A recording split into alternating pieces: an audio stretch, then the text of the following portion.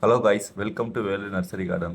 நம்ம இப்போ இந்த வீடியோவில் என்ன பார்க்க போகிறோம்னு பார்த்தீங்கன்னா, செம்பருத்தி செடியில் அஸ்வினி பூச்சி விழுகிறத எப்படி தடுக்கலாம், அதுக்கப்புறம் செம்பருத்தி செடியில் எந்த செம்பருத்தி செடி மருந்துக்கு ஆகும், எந்த செம்பருத்தி செடி மருந்துக்கு ஆகாதுங்கிறத நம்ம இந்த வீடியோவில் பார்க்க போகிறோம்.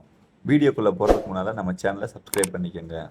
பொதுவாகவே நம்ம வீட்டில் இருக்கிற செம்பருத்தி செடி வந்து ஒரு மாதிரி சுருட்டை அடித்த மாதிரியும் இலையில பூராமே வெள்ளை வெள்ளையாக பூச்சிகள் இருக்குது. அதை எப்படி சரி செய்யறதுன்னு பார்த்தீங்கன்னா, நம்மகிட்ட இருக்கிற செம்பருத்தி செடியை பூச்சி விழுந்த இலையில மட்டும் கட் பண்ணி விட்டுட்டு மீதம் இருக்கிற இலையெல்லாம் அப்படியே விட்டுருங்க.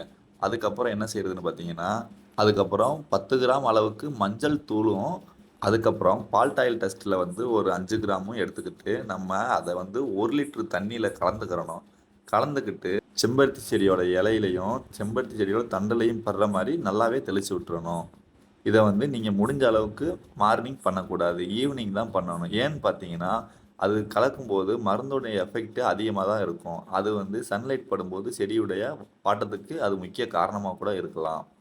அதனால் நீங்கள் ஈவினிங்கே இதை ட்ரை பண்ணுங்கள். நம்ம மருந்துக்கு யூஸ் பண்ணக்கூடிய செடி வந்து நாட்டு செம்பருத்தி மட்டும்தான் நம்ம மருந்துக்கு யூஸ் பண்ண முடியும்.